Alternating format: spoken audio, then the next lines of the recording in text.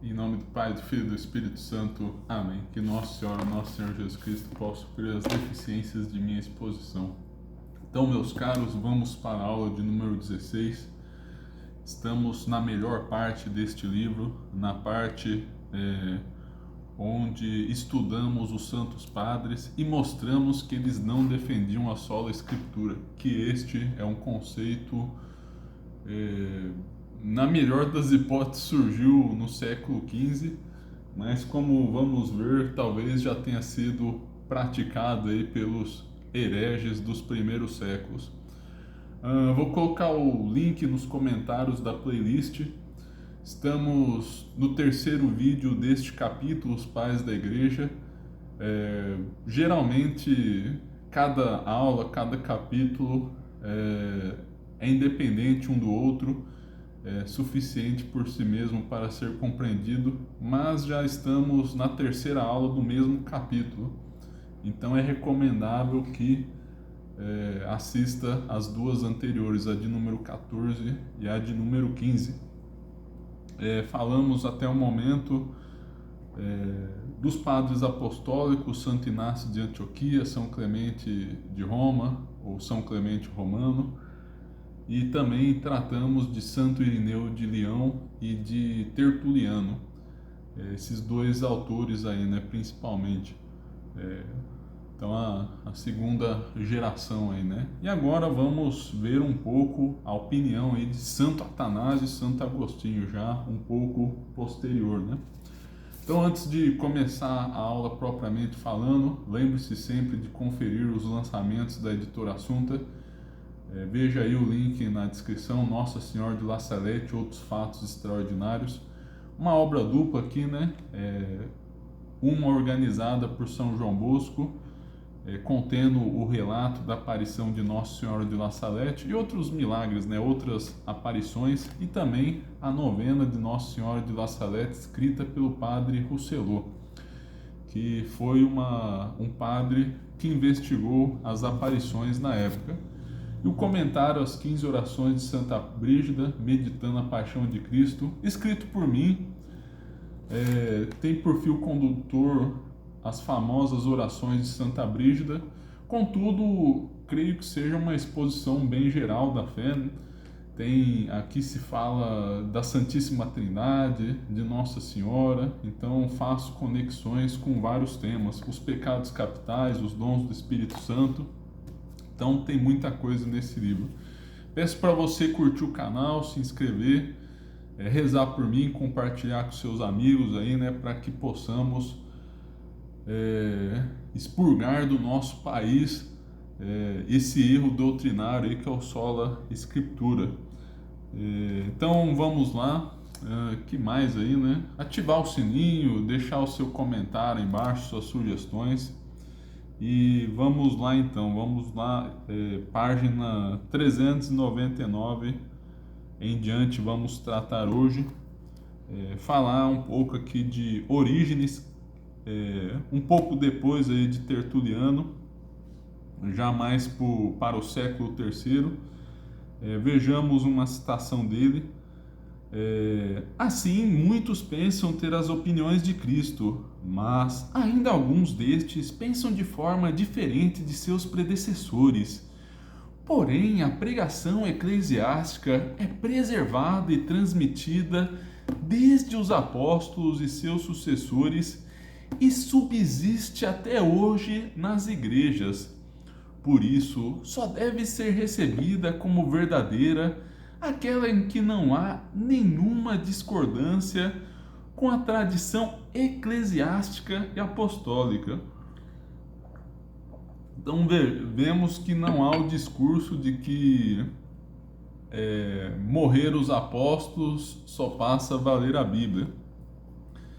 Se fosse esse o mandamento, aí os primeiros teólogos aí, os sucessores dos apóstolos falariam disso, né? Mas não vemos testemunhos disso na história.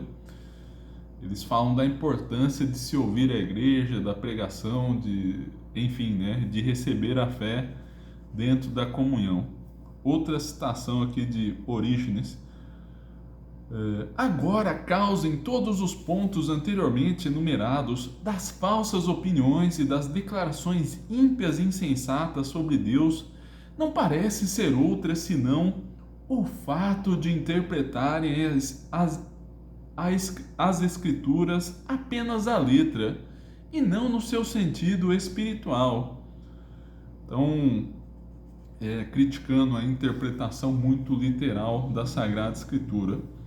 Clemente de Alexandria: pois o depósito prestado a Deus, de acordo com o ensino do Senhor por seus apóstolos, é o entendimento e a prática da tradição piedosa.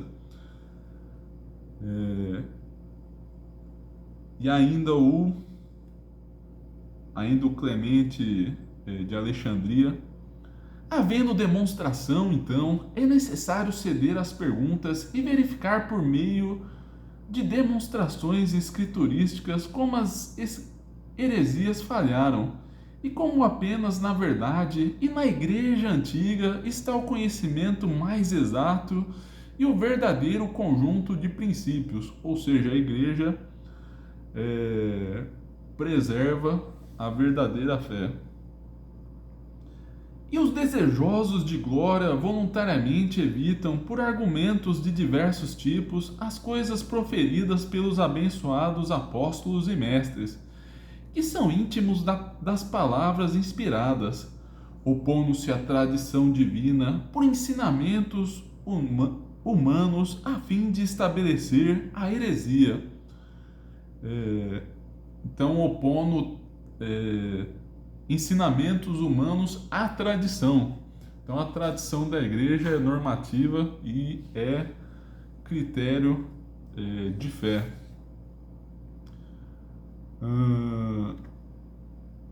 Saltar aqui para o Papa Estevão: sem dúvida, os outros eram tudo o que Pedro era, mas o primado é dado a Pedro.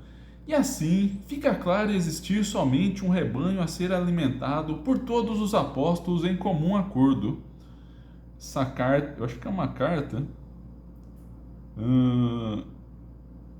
Não, isso daqui ainda é o Cipriano, esse daqui é o Cipriano de Cartago, perdão.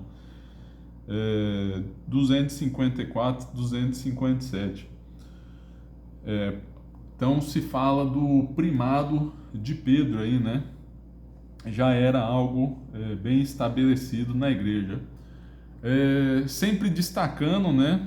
Eu não estou lendo tudo, óbvio, estou apenas fazendo uma seleção aqui. Se você quiser conhecer com maior profundidade, adquira a obra aqui, né? Tem vários comentários aqui, né, do autor, e as citações são maiores, na verdade, o contexto é maior. Eu estou fazendo uma seleção aqui por questão de tempo, para que vocês possam ir direto ao livro aí, né? E estou comentando algumas coisas que acho conveniente, né? Mas o livro aqui tem muito mais detalhes. Aí nosso autor resume aí o subcapítulo aí. Ou seja, a Escritura continha, pelo menos implicitamente, todas as doutrinas da fé católica necessárias para a salvação. No entanto, eles também defenderam que as Escrituras são incapazes, fora da tradição e da Igreja, de comunicar seu verdadeiro e desejado significado. Ou seja, como já falamos há um bom tempo, é comum entre os católicos, aliás, é a opinião mais comum da história da Igreja, a suficiência material das Escrituras. Contudo, todos afirmavam que era preciso ler as Escrituras em comunhão com a Igreja, ou seja, não havia suficiência formal da Sagrada Escritura, como a provável opinião mais comum dos protestantes aí, né, que é a tese de Westminster, a confissão de fé de Westminster do século XVII, em que se falou da suficiência formal da Sagrada Escritura, né? Onde o princípio já aparece bastante maduro. Padres do quarto e quinto séculos. Aqui a maioria das citações serão em torno de Santo Atanásio e Santo Agostinho, que são alguns dos principais doutores da igreja, né? E Santo Atanásio aí foi o campeão do Concílio de Nicéia, foi um grande pregador da fé, da ortodoxia. E Santo Agostinho também, um grande doutor, combateu muito aí os arianos também, como ficará claro. Que começa com uma citação de Santo Epifânio, bispo de Salamina, do ano 374 377, a data estimada aí da carta aí, né? Carta. Bom, da obra, né? Panarion, de Epifânio de Salamina. As tradições apostólicas, as sagradas escrituras e as sucessões de mestres tornaram-se os limites e os fundamentos de nossa fé. Olha só, fundamento da fé. E a verdade de Deus foi protegida de todas as maneiras. Ninguém precisa ser enganado por histórias sem valor. Então, nesse século aí, há muitos concílios ecumênicos, né?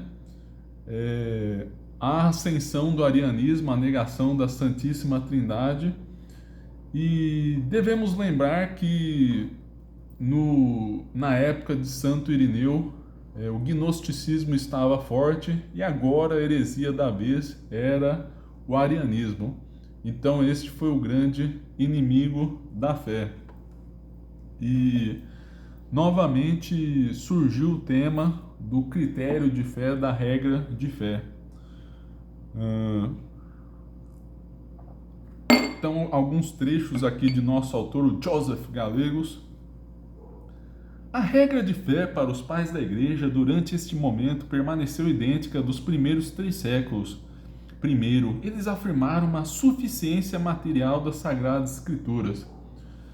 Ou seja, defende que os santos padres defenderam a suficiência material, que é uma tese, como já disse nesta aula, inclusive a mais comum dos católicos. É possível também defender as 2 fontes, mas é uma visão menos difundida na história. Em segundo lugar, se é possível apontar para uma única posição consistente adotada por esses presbíteros, é o fato de que escritura, tradição e igreja estão inseparavelmente ligados. Todos os padres declaram veementemente que a escritura só pode ser corretamente interpretada e entendida dentro do ambiente da igreja e sua tradição. Então vemos aí muitas citações em que se fala que a tradição é a regra de fé, aponta a palavra de Deus, que quem não a seguir é herege. Porque se a tradição fosse apenas um auxílio secundário, sem importância, aí, né, como alguns protestantes tentam colocar, se você se afastasse da tradição, você não seria chamado de herege. Contudo, vemos condenações bastante categóricas aí, né? E nesse contexto todo aí fica bastante claro que quem não segue a tradição não tem a fé em Cristo, não segue a nosso Senhor Jesus Cristo. Atanásio, de 295 a 373, o patriarca de Alexandria, um dos principais defensores da fé de Nicéia, será o nosso principal modelo e guia durante este período. Atanásio, assim como os padres anteriores e posteriores, atestou os 3 pilares da regra de fé católica: escritura, tradição e igreja. Primeiro, Atanásio afirmou a primazia e a autoridade da Sagrada Escritura e a suficiência material das Escrituras. Mas ele também alega, particularmente em seus escritos polêmicos contra os arianos, a necessidade de uma igreja de ensino e o depósito coordenado de fé encontrado na tradição, a fim de obter a plenitude da palavra de Deus sem distorção ou erro. Então, vamos para algumas citações aí. Os arianos negavam a Santíssima Trindade e afirmavam que Cristo Nosso Senhor não era uma pessoa divina, era meramente humano. Acho que até era um pouco mais complexo aí, né? Parece que era um espírito anterior aí, né? Tinha uma pré-existência humana, mas não era Deus. Isso que importa, né? Então era um pouco mais sutil aí em comparação aos que negam a divindade de nosso Senhor Jesus Cristo nos dias de hoje. Mas daí é um tanto quanto secundário, né? Apenas que fique claro aí que tinha um pouco desse debate por trás aí, né? Essas declarações sobre o Espírito Santo, o Atanásio Cartas a Serapião, por si só mostram que na natureza e na essência ele nada tem em comum com as criaturas, mas distingue-se delas por sua origem própria e não alheia à divindade e à essência do Filho, em virtude de cuja essência e natureza ele pertence à sagrada tríade. Falando do Espírito Santo, agora vai falar que acredita também na tradição. Também outra carta a Serapião. Mas, além dessas palavras bíblicas, vamos olhar para a própria tradição, para o ensino e a fé da Igreja Católica desde o início, dada pelo Senhor, e que os apóstolos pregaram e os padres guardaram. Ou seja, havia a crença de que a pregação, a tradição oral foi mantida pelos sucessores dos apóstolos. Os protestantes dizem, mas a pregação se perdeu. Não era essa a crença nos primeiros séculos. Sobre isso está fundada a igreja. Olha, vejam só que palavra forte. E quem dela se afastar não é mais um cristão e não deve mais ser assim chamado. Como falei anteriormente, se fosse algo secundária à tradição, como é possível dizer coisas tão graves e tão fortes, né? A pessoa não segue a tradição, então vira um herege. Se fosse somente a Bíblia, somente ia ser herege quem não segue a Bíblia. Mas é também herege quem não segue a tradição. Há então uma trindade santa e completa, e confessamos ser Deus no Pai, no Filho e no Espírito Santo. Bom, aí simplesmente pregando a fé na Santíssima Trindade.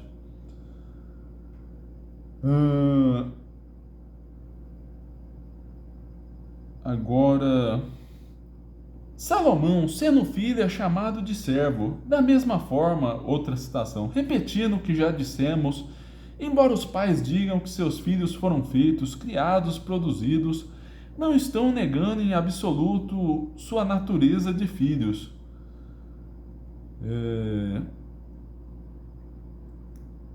Então aqui um argumento, né? Está argumentando sobre a Trindade aí. Não é tão útil assim para o nosso caso aqui, porque estamos em busca da regra de fé, né? Eu acho que a intenção de colocar essa citação talvez fosse algum sinal aí da argumentação, né? Que isso seria um certo recurso à tradição, mas enfim, não é um trecho tão forte aqui para o nosso propósito aqui.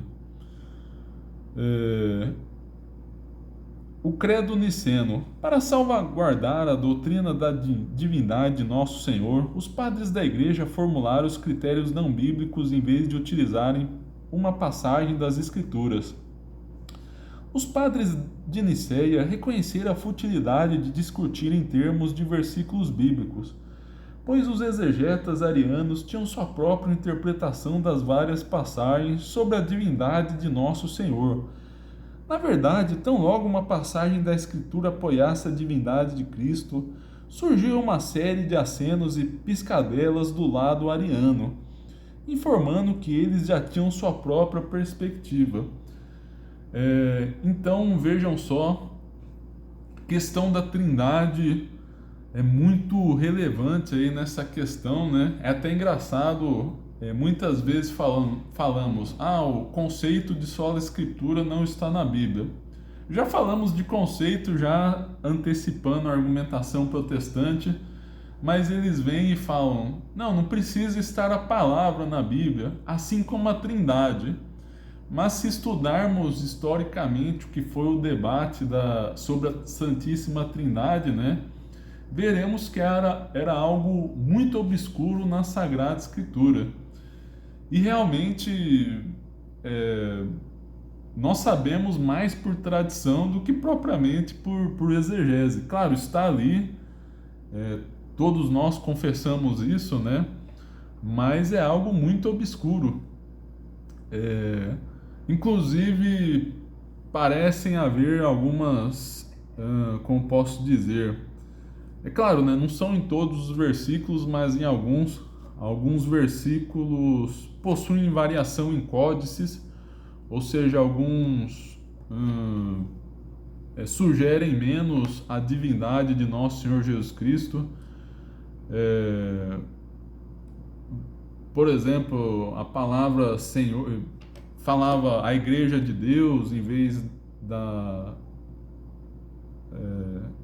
Igreja do Senhor em vez de Igreja de Deus, porque Senhor alguém pode vir e falar, não, mas Senhor fala de Jesus Cristo como um grande mestre, não como Deus. Então há alguns versículos aí, né, há algumas edições da Bíblia, né, onde há algumas pequenas divergências. Claro, né, ainda hoje há vários versículos sugestivos da Santíssima Trindade, mas eu acho que é moralmente impossível a pessoa nunca ter ouvido falar de Cristo assim, ler a Sagrada Escritura pela primeira vez, sem nenhum suporte de tradição, e olhar ali e falar, não, Cristo é Deus, a Santíssima, Deus são três pessoas, uma só essência para três pessoas, ou seja, tudo que professamos sobre a Santíssima Trindade. Até porque nosso Senhor Jesus Cristo foi muito discreto, né? Na sua passagem pela terra, até um versículo, né, que ele diz, só há um bom, despistando assim um pouco, né, a sua natureza assim, né, camuflando aí por aquele momento. Então nosso Senhor Jesus Cristo foi muito discreto aí quanto à sua divindade. Claro, eu não estou negando que há versículos onde podemos ver a divindade de nosso Senhor, né? Mas que é muito obscuro ali, né?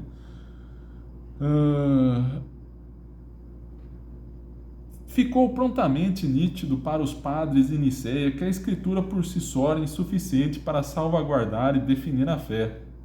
Em outras palavras, os padres concluíram a insuficiência formal da Escritura. Para proteger a fé, foram necessários termos mais exatos do que os disponíveis nas Escrituras.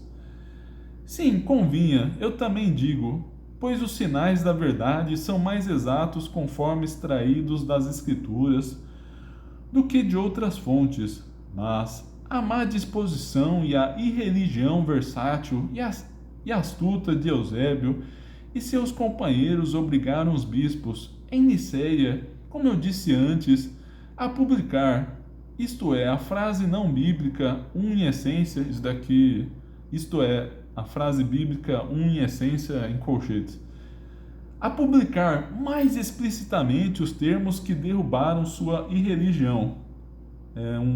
Um trecho aqui de Atanásio, Santo Atanásio.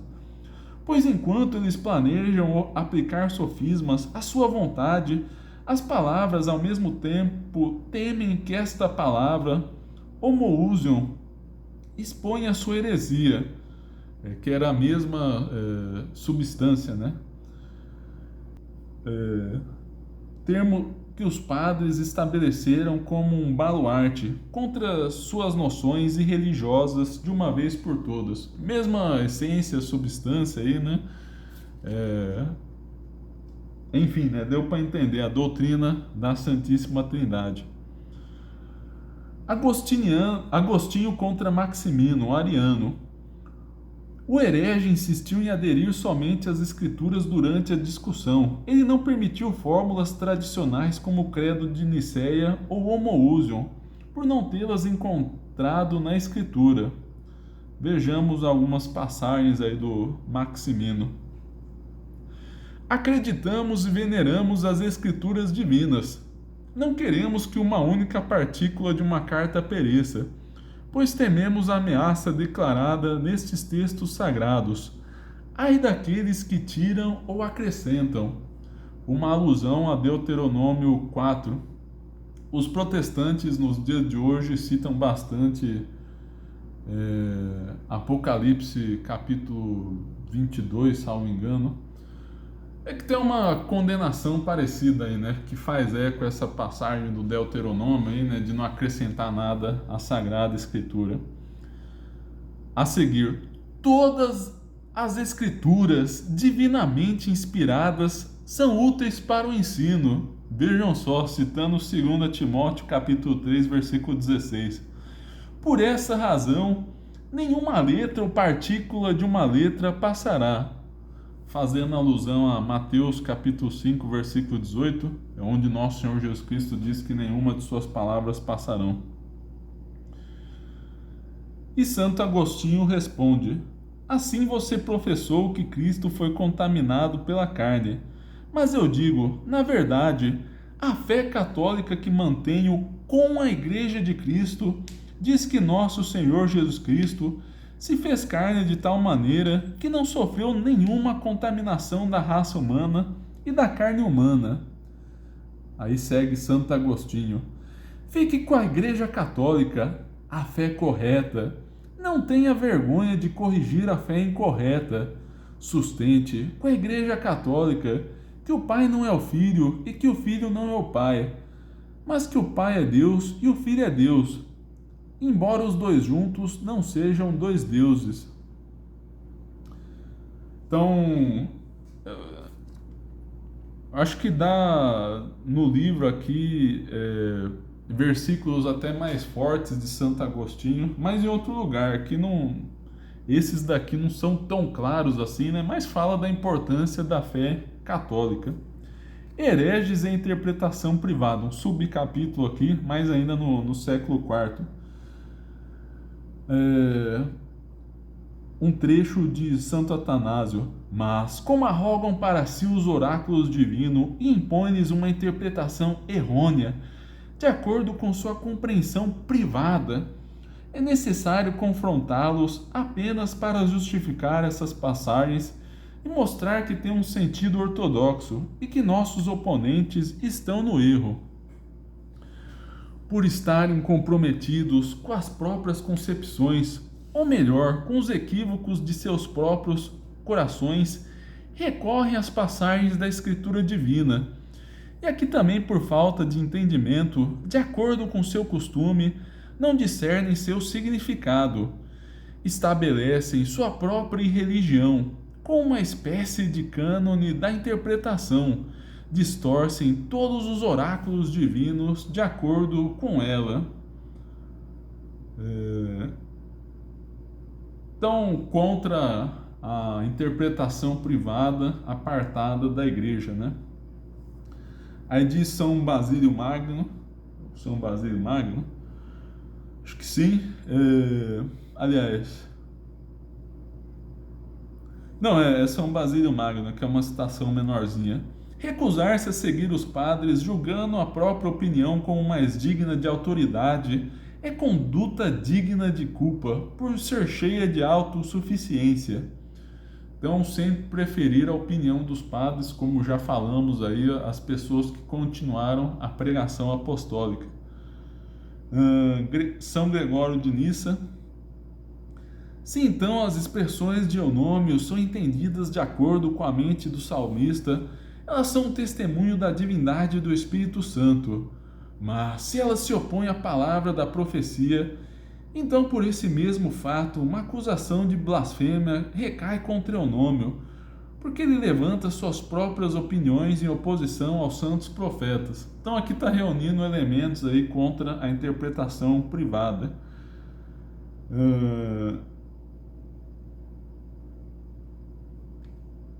Hereges é a rejeição da regra de fé. Como resultado de interpretar as escrituras de acordo com seus próprios instrumentos, os hereges criaram erros doutrinários e naufragaram em sua crença. Em suma, de acordo com Atanásio, os blasfemos desde o início falharam totalmente ao abandonar a regra da fé, que consistia na escritura, na tradição e na igreja. O comentário aqui do autor Joseph Gallegos, agora um trecho de Santo Atanásio. Mas depois dele, em colchetes, o diabo, fecha colchetes, e com ele estão todos os inventores de ímpias heresias, que, com efeito, se referem às Escrituras, mas não partilham das opiniões entregues pelos santos, e recebendo-as como tradições de homens, erram, porque não as conhecem bem, nem seu poder. Então vejam só, que interessante, né? Negar a tradição dos santos, né? No caso aqui, os santos padres, quem continuou a doutrina apostólica aí, né? Quem não segue a opinião dos santos padres prefere a tradição de homens. Então os protestantes gostam de dizer que são contrários às tradições humanas, mas na verdade eles é que a seguem. E Santo Atanásio faz até eco ao capítulo 22 de São Mateus, versículo 29, erram porque não as conhecem bem, as Sagradas Escrituras, nem seu poder. Nosso Senhor Jesus Cristo reprova os saduceus por não conhecerem as Escrituras nem o poder de Deus.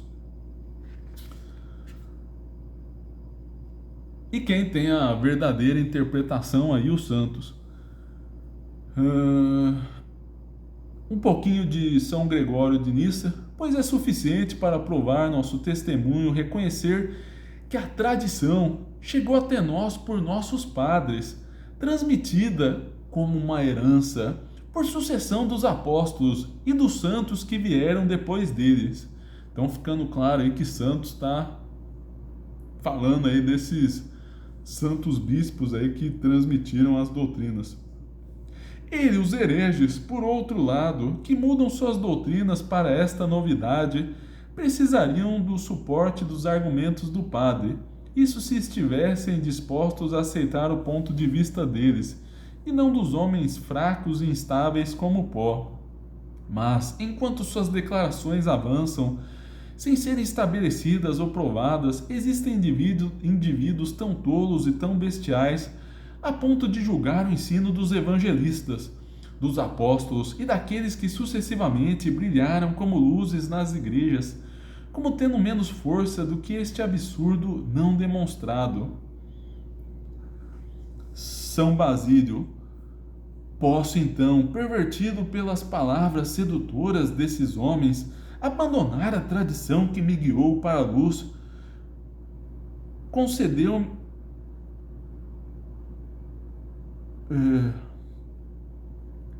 tradição que concedeu-lhe a graça, né? Concedeu-me a graça dos conhecimentos de Deus, pelo qual eu, de pecador inimigo, fui feito filho de Deus, mas ao contrário, suplico para mim o dom de partir com esta confissão para junto do Senhor, e a eles encarrego de preservar a fé íntegra até o dia de Cristo, e crer que o Espírito é indissociável do Pai e do Filho, e a seguir exatamente o ensinamento do batismo, e a confissão de fé e a resta da doxologia.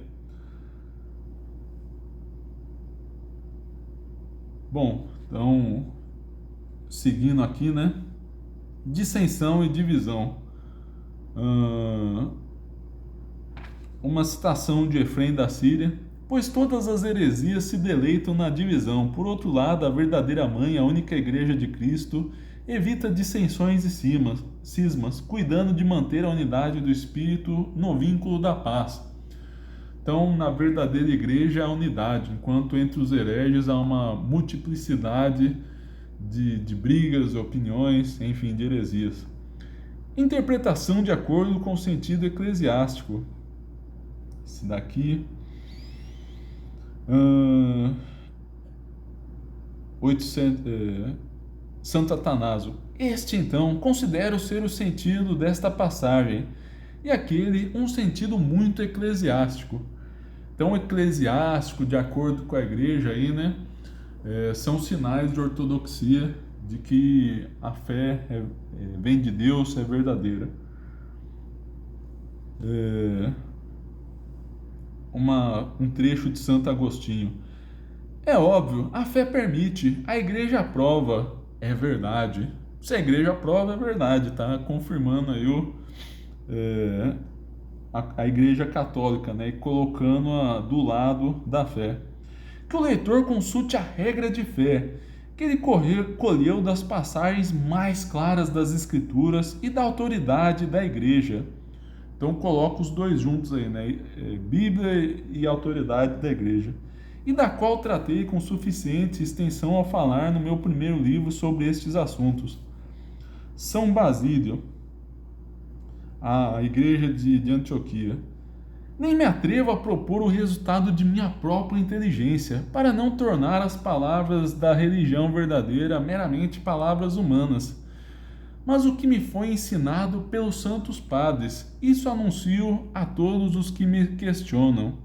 Ou seja, não são meramente palavras humanas. Os santos padres transmitem, então, com eficácia a palavra de Deus, né? Então é isso, meus caros. Eu ainda pretendo, então, fazer mais uma aula sobre esse capítulo, o melhor capítulo do livro. Merece ser estudado muito aprofundadamente, os pais da igreja. Qualquer dúvida pode colocar aí embaixo. Então é isso, meus caros. Até a próxima. Em nome do Pai, do Filho e do Espírito Santo. Amém. Rezem por mim. Compartilhem o vídeo fazendo um favor.